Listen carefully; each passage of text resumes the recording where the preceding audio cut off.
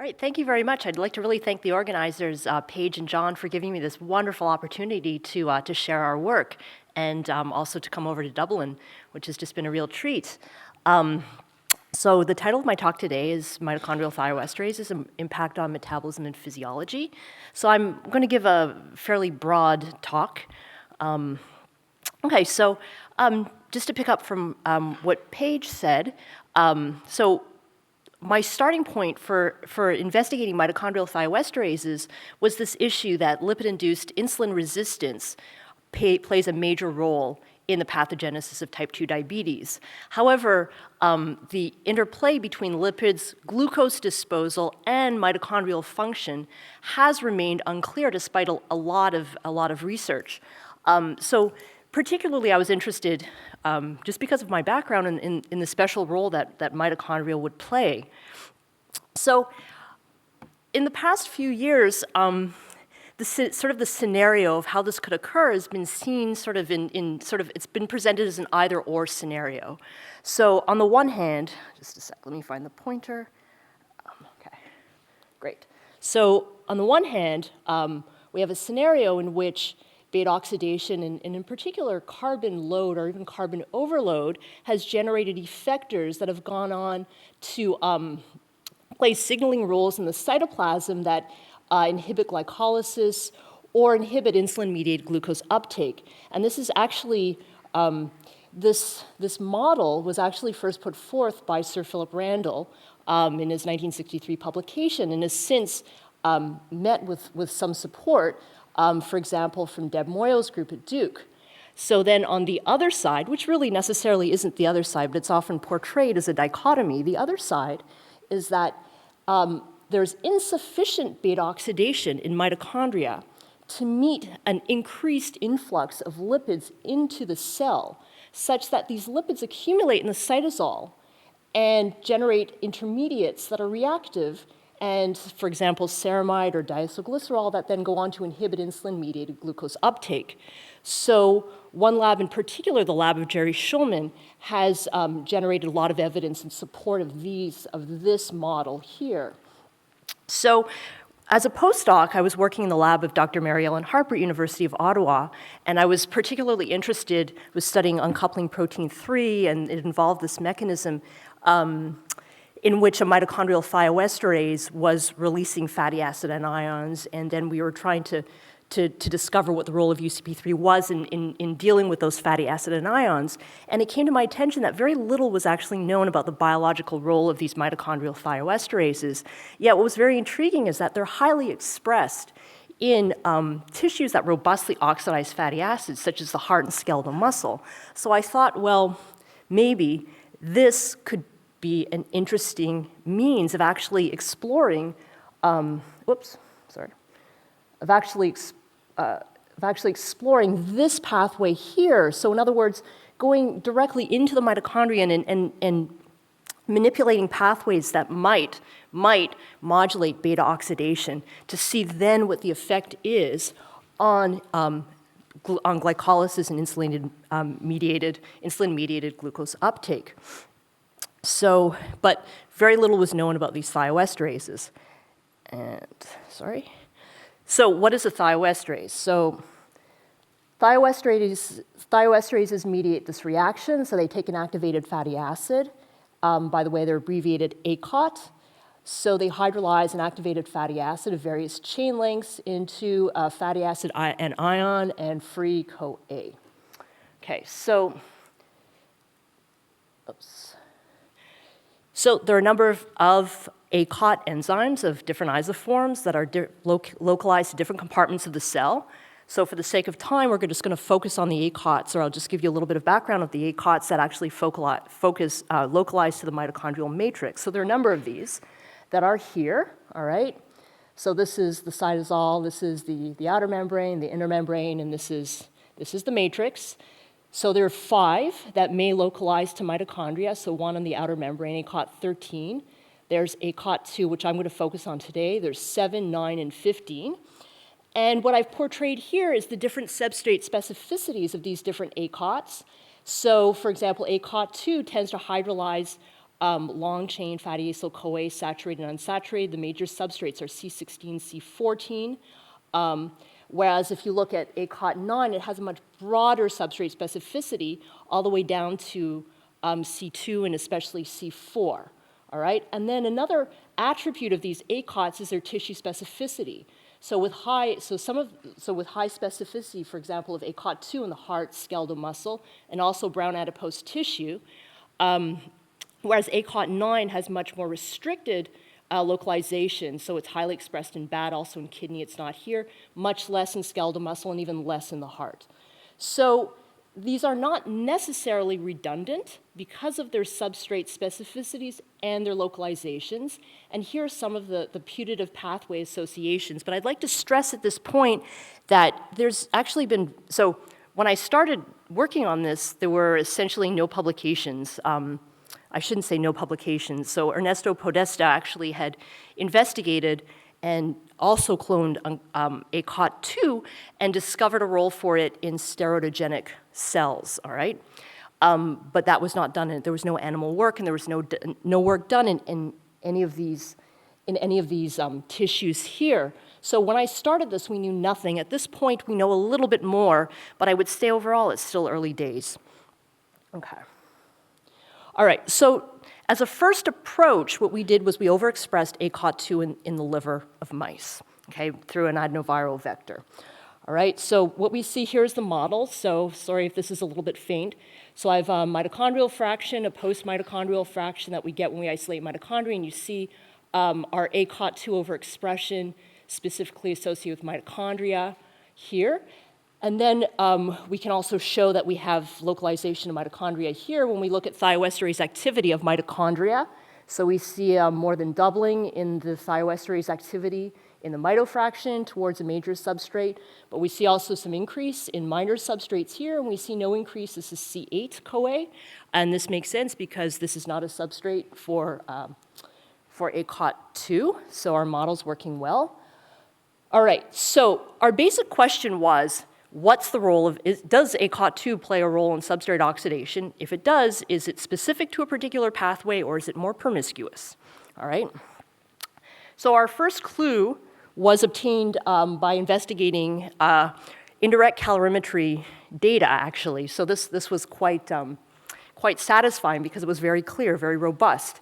So what I'm showing you here is oxygen consumption from whole animals, all right? And we see very little. So this is the daily cycles. So this is high during the dark phase, low during the light phase when the animals are sleeping.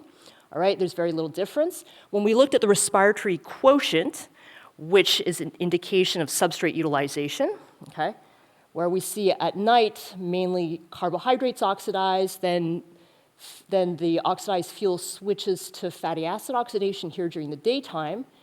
So the open circles are the overexpressors. We see this pronounced dip here only during the rest phase of the day, which is indicative or suggestive of increased fatty acid oxidation. So it's important to note that there's no difference here during the dark phase. So, and these are the statistics, so it's significant. It was highly significant. Very, very easy to catch this response, right? And then here, too, we see actually increased food consumption by the mice during the dark phase and an increase in activity as well. And I also want to point out that the mice overexpressing ACOT2 showed pronounced decrease in white adipose tissue stores. Then we did quite an extensive investigation to localize or to determine that it was hepatocytes and liver mitochondria that exhibited the increased exhibited increased beta oxidation. So I'm just showing you that this is written here.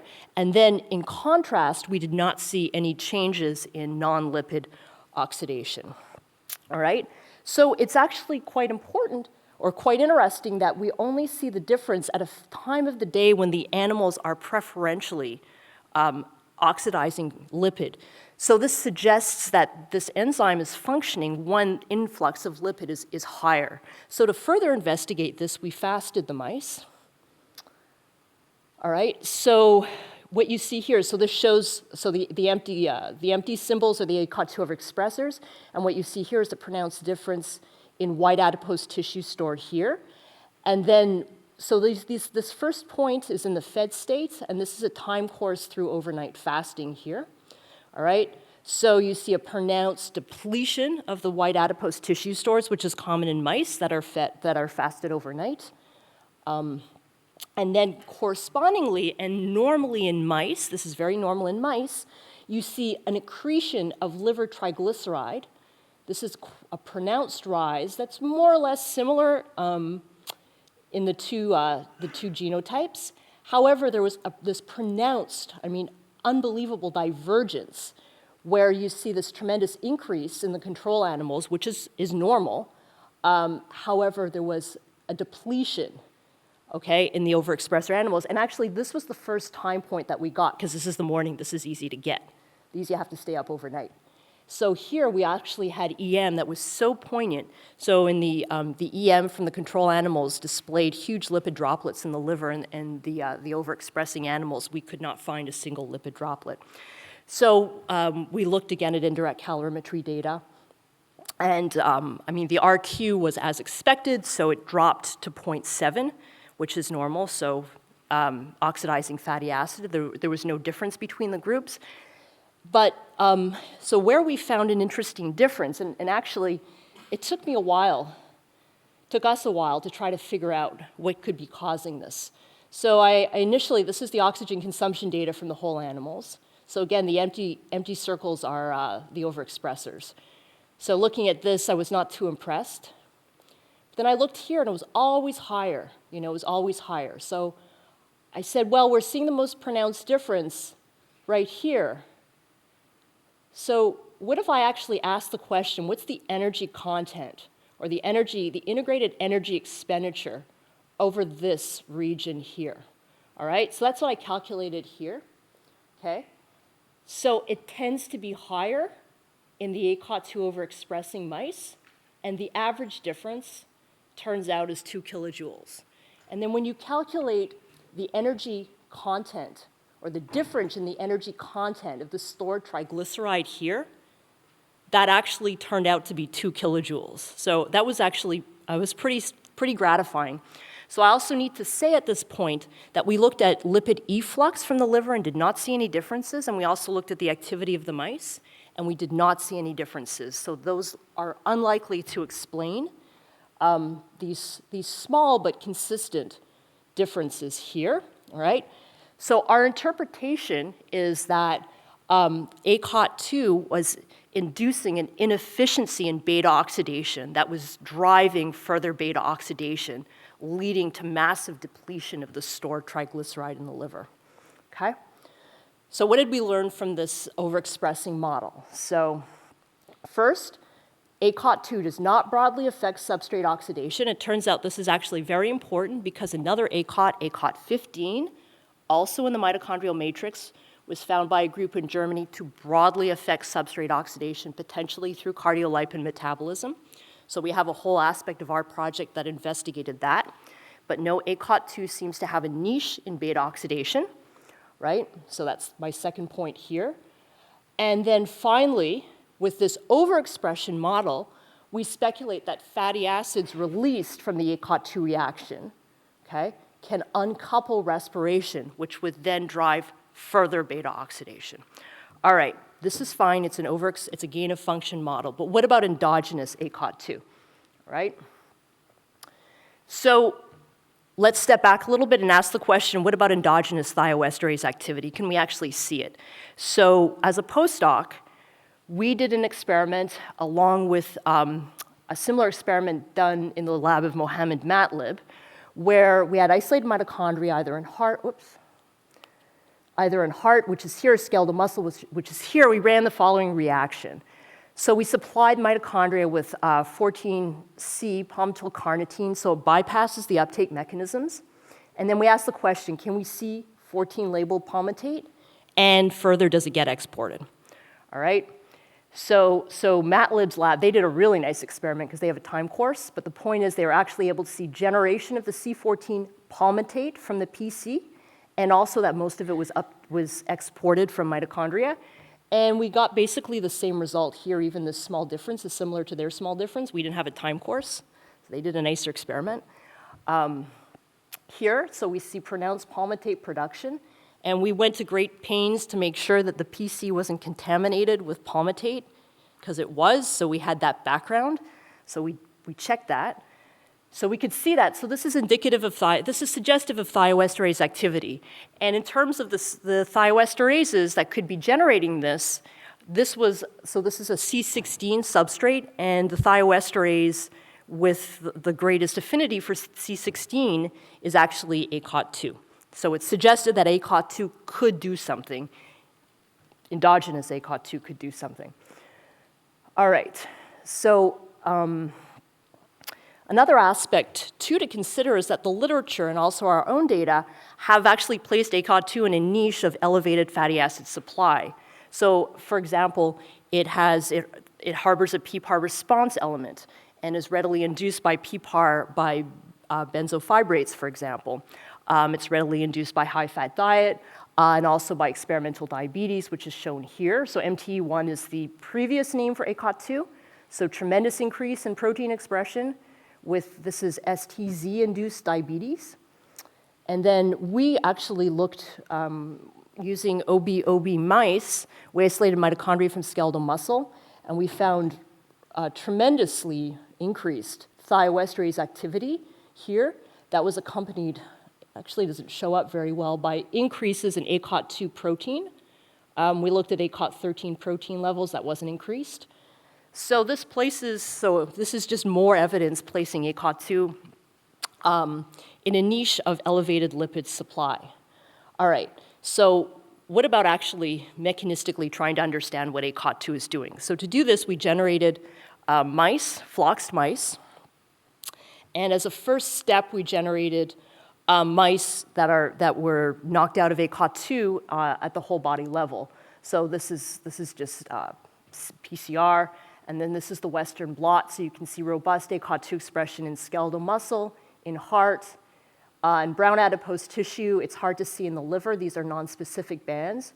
There's much less in the liver, and it's totally gone. Okay, so that proves that the model's working. So we've also started to generate tissue-specific models, specifically muscle-specific knockout models using different Cree drivers. So just again, let me just go back and have a note about this. So initially, we have not seen differences in body weight or in organ weights, at least in young animals or fairly young animals. We've been documenting them carefully up to about, I'd say, 8 months of age at this point. Okay.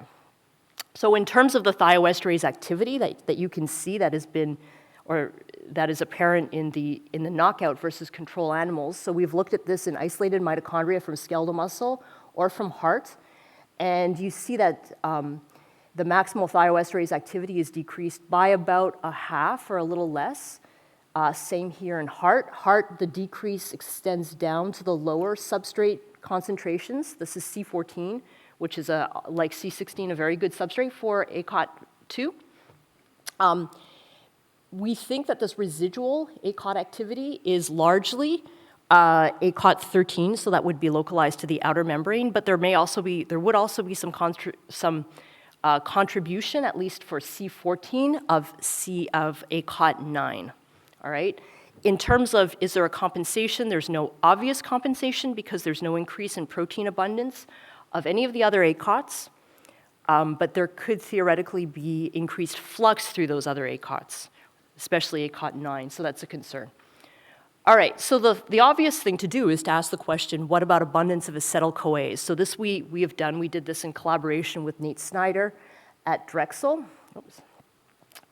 So who has developed beautiful methods with Ian Blair at UPenn to quantify these. So we haven't quantified them, we only have relative abundance here. But what I'd like so let me just orient you to the slide. So we have left ventricle extract and we have quadriceps extract from female and from male mice. And we see largely similar profiles in female left ventricle, female and male quadriceps. The outlier is the male left ventricle.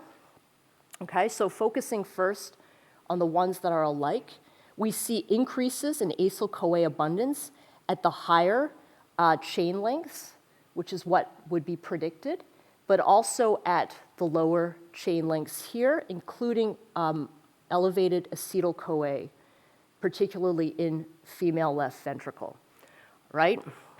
So I'm going to share with you some phenotypes, and I'd just like to stress that these are very early days.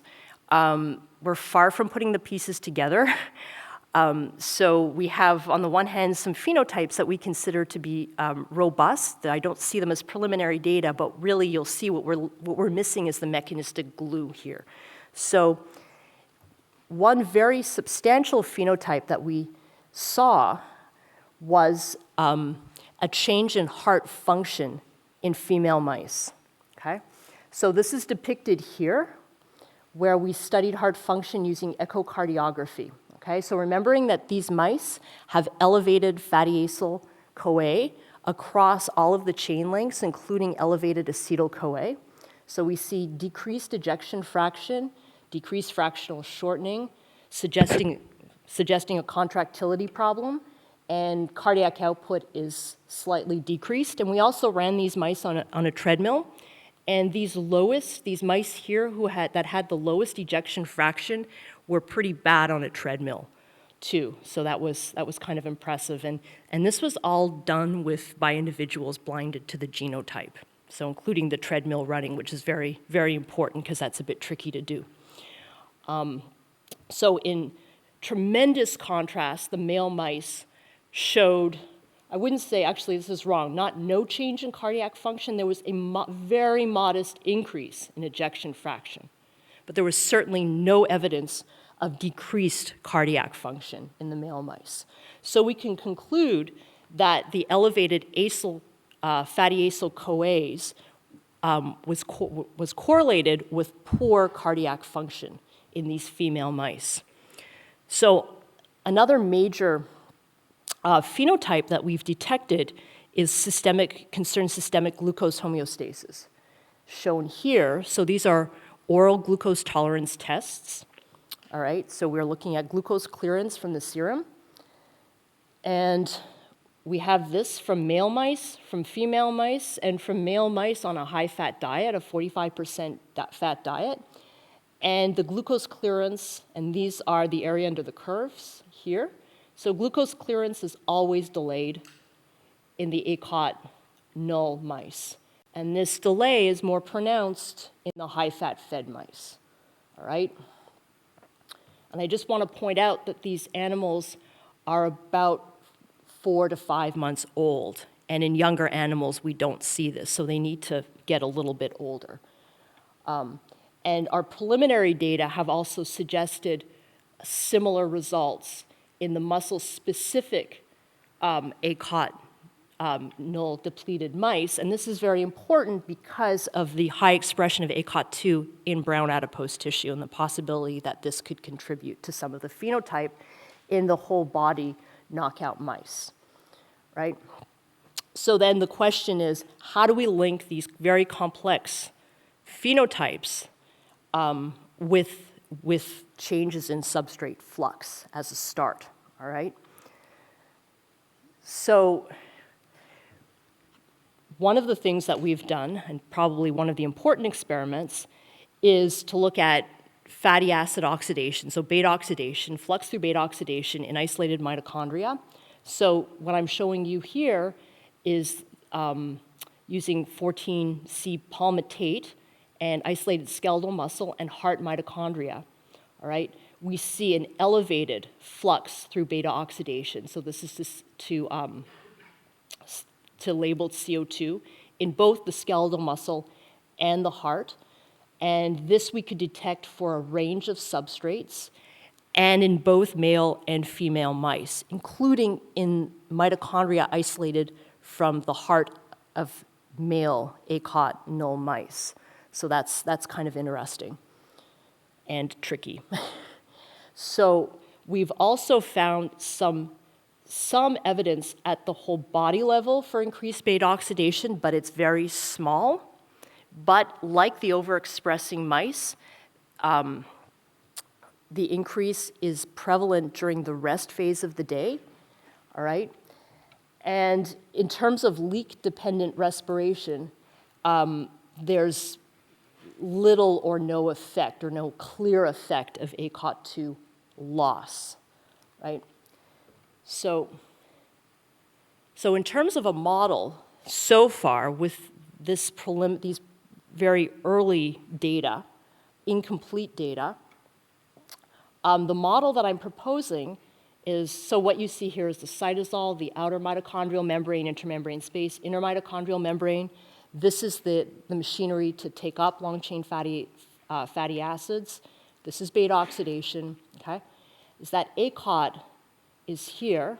So remembering that its major substrates are long-chain fatty acyl-CoA, ACOT is here, and it serves as a kind of siphon to remove carbon, okay?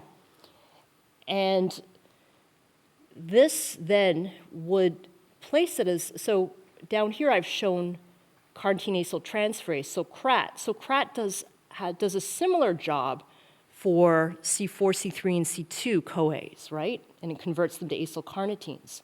So what we're seeing here is another mechanism, and I would propose that they may not be redundant to manage the carbon flux through beta oxidation, or one could say the carbon flux that enters the TCA cycle, because it's not clear at this point, at least to me, if CRAT is more specific for beta oxidation or for pyruvate oxidation. And some data from the heart actually suggests that it has good specificity for pyruvate oxidation. Okay?